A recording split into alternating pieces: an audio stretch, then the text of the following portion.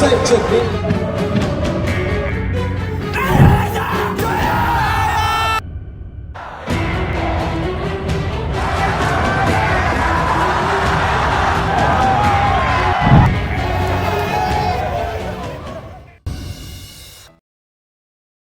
Bintang Eropa sudah di Jakarta, siap lawan Jepang dan Arab Saudi. Kejam timnas Indonesia disanksi FIFA Rp358 juta. Sudah beli tiket ke Jakarta, Kevin Dick siap debut lawan Jepang. Sudah beli tiket ke Jakarta, Kevin Dick siap debut lawan Jepang di kualifikasi Piala Dunia 2026? Kabar menggembirakan bagi para pecinta sepak bola tanah air. Kevin Dick, pemain keturunan Indonesia-Denmark yang baru saja menyelesaikan proses naturalisasinya, dilaporkan sudah memesan tiket menuju Jakarta. Penggemar timnas Indonesia yang penasaran menantikan aksi sang pemain berdarah Ambon ini kemungkinan bisa melihat debutnya melawan Jepang dalam laga krusial kualifikasi Piala Dunia 2026. Rencana kedatangan Dick ramai dibicarakan di media sosial setelah akun Blitz_News_Football mengunggah informasi mengenai penerbangannya dari Copenhagen, Denmark ke Jakarta. Ia dijadwalkan terbang dengan Qatar Airways pada Senin, 11 November 2024, pukul 15 waktu setempat atau pukul 21 WIB, dan diperkirakan tiba di Jakarta pada Selasa 12 November. Menurut laporan, proses perpindahan Federasi Kevin Dick telah rampung, dan ia dipastikan bisa masuk skuad Garuda untuk laga melawan Jepang pada 15 November 2024. Meski demikian, Ketua Umum PSSI Erick Thohir memberikan komentar lebih hati-hati terkait kepastian penampilan Dick. Alhamdulillah, Kevin Dick sudah mengucapkan sumpah sebagai WNI untuk memperkuat timnas Indonesia, ujar Erick. Namun, kami masih menunggu perkembangan lebih lanjut untuk memastikan ia benar-benar siap tampil lawan Jepang. Meski secara peringkat FIFA Jepang lebih unggul, peringkat 15 dunia, dengan kehadiran pemain baru seperti Dick, para penggemar berharap kekuatan timnas bisa terangkat dalam laga ini. Kejam timnas Indonesia disanksi FIFA Rp358 juta jelang hadapi Jepang dan Arab Saudi di kualifikasi Piala Dunia 2026. Jelang dua laga berat menghadapi Jepang dan Arab Saudi, timnas Indonesia mendapat kabar pahit, sanksi dari FIFA sebesar Rp358 juta. FIFA menilai timnas Indonesia telah melanggar sejumlah aturan dalam beberapa laga sebelumnya pada kualifikasi Piala Dunia 2026. Dalam laporan terbaru dari Komite Disiplin FIFA, timnas Indonesia menerima 4 sanksi akibat pelanggaran dalam pertandingan melawan Australia, China, dan Bahrain yang terjadi antara September dan Oktober 2024. 1. Pelanggaran waktu kick-off. Pada laga melawan Australia di Jakarta, 10 September 2024, Indonesia dianggap telat memulai pertandingan.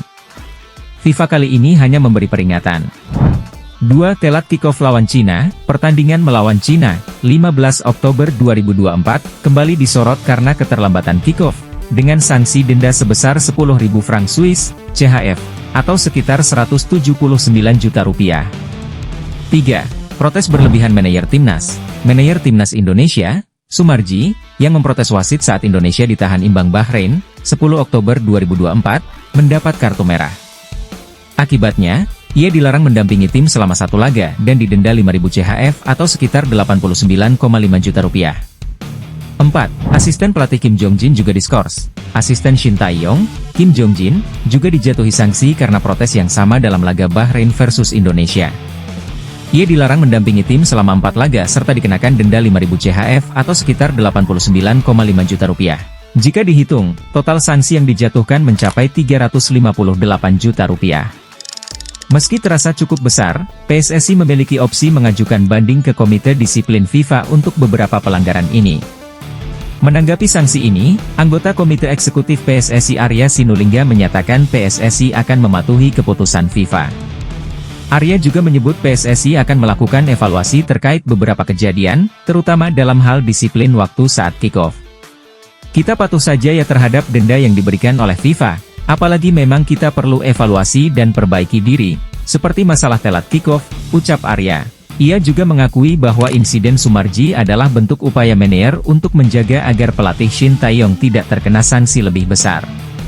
Secara keseluruhan, timnas Indonesia saat ini berada di peringkat kelima grup C dengan 3 poin hasil dari 3 hasil imbang dan 1 kekalahan. Indonesia akan menjamu Jepang pada Jumat 15 November dan Arab Saudi pada Selasa 19 November di Stadion Utama Gelora Bung Karno, Jakarta. Jepang saat ini memimpin klasemen sementara dengan 10 poin, sementara Arab Saudi di posisi ketiga dengan 5 poin. Dua laga ini akan menjadi tantangan besar bagi skuad Garuda, yang perlu mengoptimalkan peluang di kandang untuk mencapai target finish di posisi 4 besar grup C. Meski peluang mungkin tak sebesar lawan-lawannya, dalam sepak bola selalu ada peluang untuk kejutan, dan para supporter berharap Indonesia bisa tampil maksimal. Pemain Abroad sudah di Jakarta, siap lawan Jepang dan Arab Saudi. Suasana di Jakarta mulai terasa semarak dengan kedatangan para pemain Abroad Timnas Indonesia yang akan bergabung untuk pemusatan latihan, TC, jelang laga krusial melawan Jepang dan Arab Saudi. Di antaranya adalah Sandy Walsh, yang baru tiba dari Belgia, dan langsung membawa semangat ke tengah tim. Sandy Walsh, yang merumput di Mechelen, menjadi pemain ketiga yang tiba setelah Martin Paes, kiper FC Dallas, dan bek tangguh Wolverhampton, Justin Hubner. Kehadiran mereka terasa semakin menghidupkan persiapan tim jelang laga di Stadion Utama Gelora Bung Karno, SUGBK, pada Jumat 15 November melawan Jepang, serta melawan Arab Saudi 4 hari setelahnya. Martin Paes mencuri start lebih awal dengan tiba di Indonesia pada Rabu 6 November. Sebelum bergabung dengan skuad Garuda, kiper yang bermain di Major League Soccer, MLS, ini memutuskan untuk menikmati Bali. Mungkin Paes paham bahwa tak ada salahnya bersantai sejenak sebelum aksi di bawah mistar dalam pertandingan yang bakal memacu adrenalin. Di akun Instagram, Paes membagikan momen seru bersama Sandy Walsh yang baru saja tiba. Ia menulis, Sandy Walsh is here, dilengkap dengan video Walsh yang menyapa semangat. Iya, selamat datang, teman sekamar. Momen ini tak pelak mengundang senyum dari para fans, membuktikan, kekompakan bukan cuma di lapangan, tapi juga dalam keseharian mereka. Justin Hubner, bek Wolverhampton yang sempat absen pada laga sebelumnya, juga sudah tiba di Indonesia. Ia dan Paes bahkan sempat bertukar jersey klub. Paes memberikan jersey Dallas nomor 30, sementara Hubner menghadiahkan jersey Wolves bernomor 67. Saling tukar jersey ini mungkin simbol bahwa mereka sudah siap bertempur untuk bendera merah putih. Selain para pemain Abroad, bintang muda Marcelino Ferdinand dari Oxford United, Ivar Jenner FC Utrecht, dan sejumlah pemain Liga 1 juga terlihat telah tiba dan bergabung di Jakarta, dan sisanya akan menyusul ke Jakarta dikarenakan kepadatan jadwal klubnya. Kehadiran mereka menandakan dimulainya TC Timnas Indonesia, yang dipimpin pelatih Shin Taeyong dengan fokus persiapan menghadapi dua laga besar grup C. Posisi Indonesia di grup C memang belum sepenuhnya aman, berada di peringkat kelima dengan raihan 3 poin dari 1 kekalahan dan 3 hasil imbang. Dengan 6 laga tersisa, 2 pertandingan kandang ini bisa jadi kunci jika ingin memenuhi target PSSI untuk finish di 4 besar klasemen. Momen kedatangan pemain-pemain Abroad ini tentu membuat para pendukung Garuda semakin optimis. Jika saja para pemain bisa menyatukan kekompakan di luar lapangan dengan strategi jitu di dalam lapangan, bukan tak mungkin Timnas Indonesia bisa memberi perlawanan tangguh pada Jepang yang belum terkalahkan. Siapkan diri menyanyikan lagu kebanggaan di GBK atau menyemangati dari layar kaca, karena inilah waktunya Garuda memperlihatkan tajinya.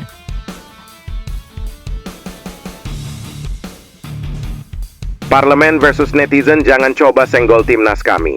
Ditegur atau kami akan FIFA tawarkan hadiah besar untuk timnas Indonesia jika sukses tundukkan Jepang dan Arab Saudi.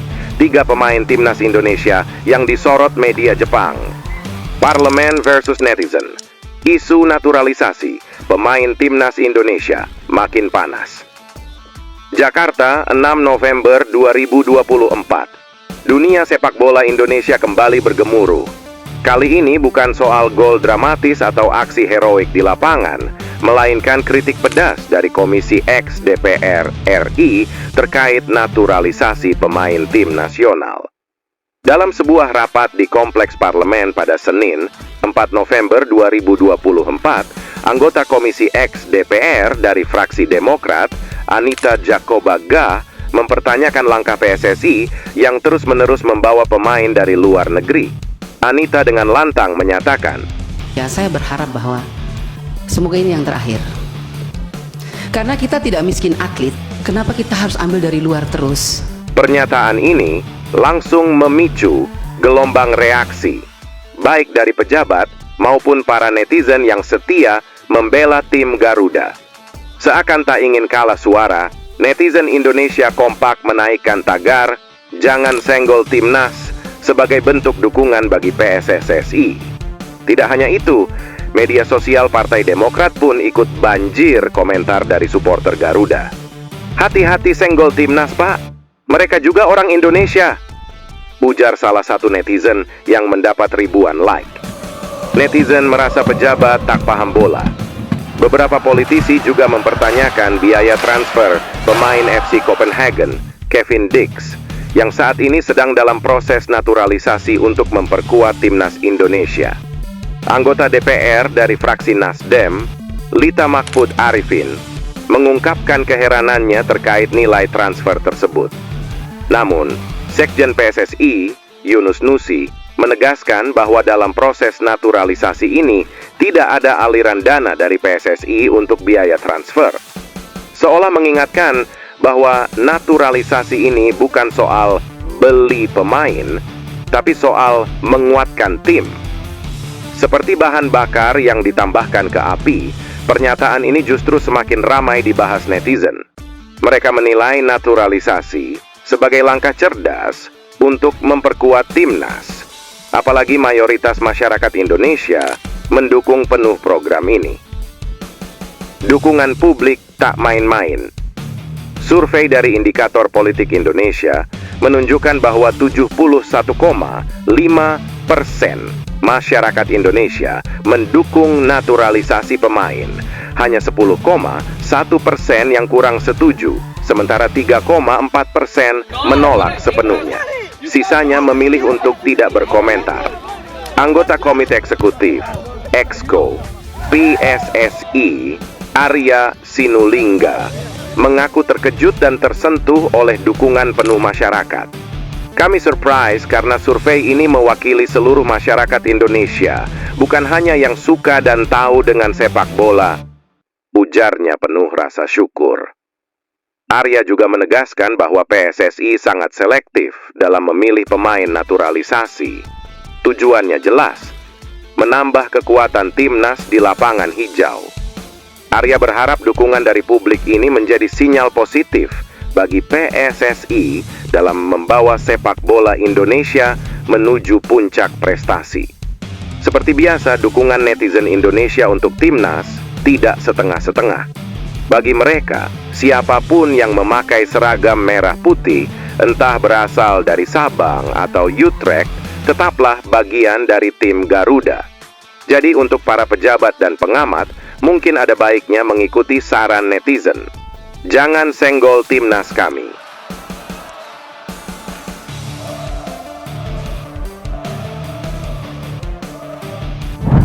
FIFA tawarkan hadiah besar untuk timnas Indonesia. Jika sukses, tundukkan Jepang dan Arab Saudi. Dilansir Okezone, FIFA akan memberi hadiah besar untuk timnas Indonesia jika mengalahkan Jepang dan Arab Saudi di matchday kelima dan keenam grup C kualifikasi Piala Dunia 2026 zona Asia. Lantas, apa hadiah besar yang dimaksud? Hadiah yang dimaksud adalah poin di ranking FIFA.